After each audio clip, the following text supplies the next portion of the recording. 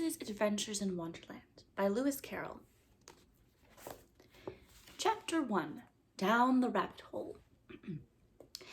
Alice was beginning to get very tired of sitting by her sister on the bank and having nothing to do. Once or twice she had peeped into the book her sister was reading, but it had no pictures or conversations in it. And what is the use of a book, thought Alice, without pictures or conversations? So she was considering in her own mind, as well as she could, for the hot day made her feel very sleepy and stupid, whether the pleasure of making a daisy chain would be worth the trouble of getting up and picking the daisies, when suddenly a white rabbit with pink eyes ran close by her.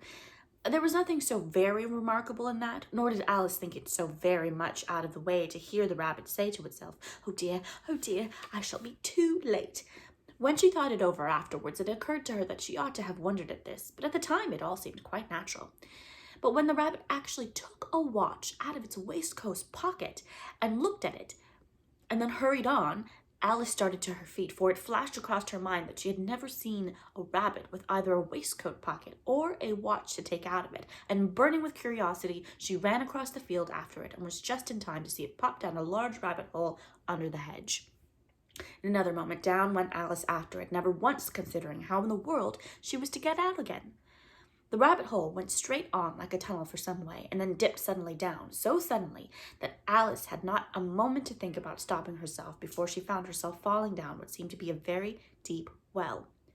Either the well was very deep, or she fell very slowly, for she had plenty of time as she went down to look about her and to wonder what was going to happen next. First, she tried to look down and make out what she was coming to, but it was too dark to see anything. Then she looked at the sides of the well and noticed that they were filled with cupboards and bookshelves. Here and there she saw maps and pictures hung upon pegs. She took down a jar from one of the shelves as she passed it. It was labeled orange marmalade, but to her great disappointment, it was empty. She did not like to drop the jar for fear of killing somebody underneath, so she managed to put it to one of the cupboards as she fell past it. Well, thought Alice to herself, after such a fall as this, I shall think nothing of tumbling downstairs. How brave they'll all think me at home. Why, I wouldn't say anything about it, even if I fell off the top of the house. Which was very likely true. Down, down, down. Would the fall never come to an end? I wonder how many miles I've fallen by this time, she said aloud. I must be getting somewhere near the center of the earth. Let me see. That would be 4,000 miles down, I think. For you see, Alice had learnt several things of this sort in her lessons in the schoolroom, and though this was not a very good opportunity for showing off her knowledge, as there was no one to listen to her, still it was good practice to say it over. Yes, that's about the right distance, but then I wonder what latitude or longitude I've got to. Alice had no idea what latitude was, or longitude either, but thought they were nice grand words to say. Presently she began again. I wonder if I shall fall right through the earth. How funny it'll seem to come out among the people that walk with their heads downwards. The antipathies, I think. She was rather glad there was no one listening this time, as it didn't sound at all the right word. But I shall have to ask them what the name of the country is, you know. Please, ma'am, is this New Zealand or Australia? And she tried to curtsy as she spoke. Fancy curtsying as you're falling through the air. Do you think you could manage it? And what an ignorant little girl she'll think of me. No, it'll never do to ask. Perhaps I shall see it written up somewhere. Down, down, down. There was nothing else to do, so Alice soon began talking again.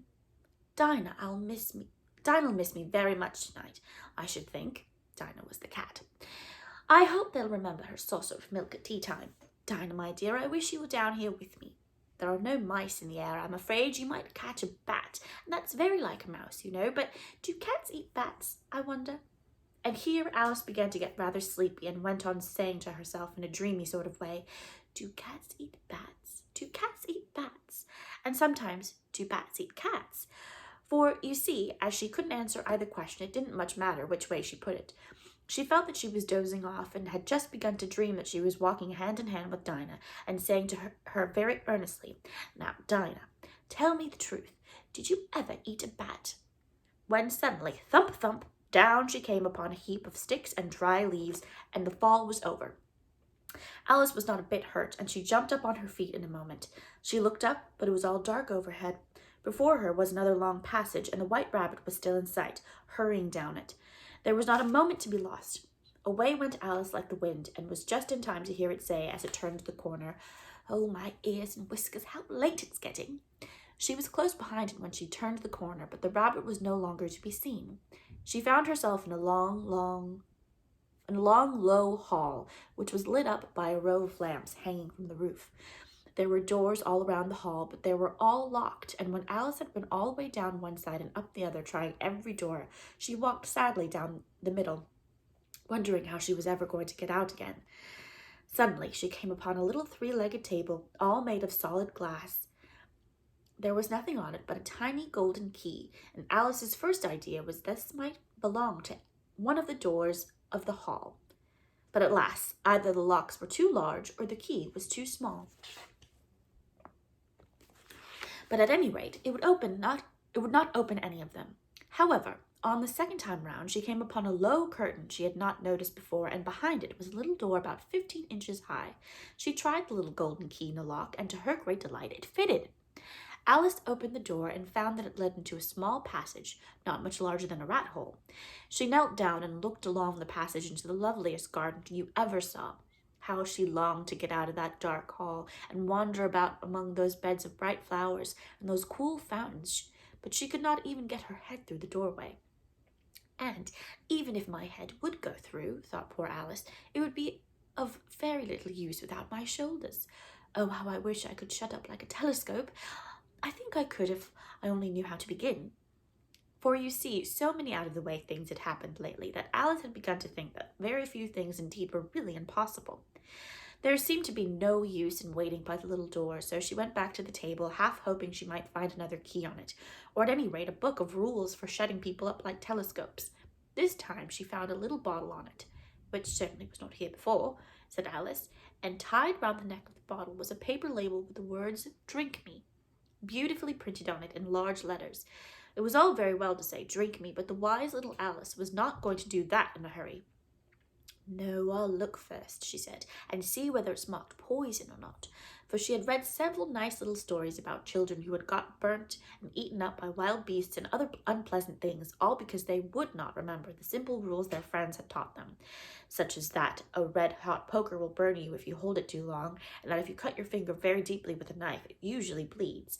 And she had never forgotten that if you drink much from a bottle marked poison, it is most certain to disagree with you sooner or later. However, this bottle was not marked poison, so Alice ventured to taste it, and finding it very nice, it had in fact a sort of mixed flavor of cherry tart, custard, pineapple, roast turkey, toffee, and hot buttered toast, she very soon finished it off. "What a curious feeling," said Alice. "I must be shutting up like a telescope." And so it was indeed. She was now only 10 inches high, and her face brightened up at the thought that she was now the right size for going through the little door into that lovely garden. First, however, she waited for a few minutes to see if she was going to shrink any further. She felt a little nervous about this, for it might end, you know, said Alice to herself, in my going out altogether like a candle. I wonder what I should be like then. And she tried to fancy what the flame of a candle looks like after the candle is blown out, for she could not remember ever having seen such a thing. After a while, finding that nothing more happened, she decided on going into the garden at once.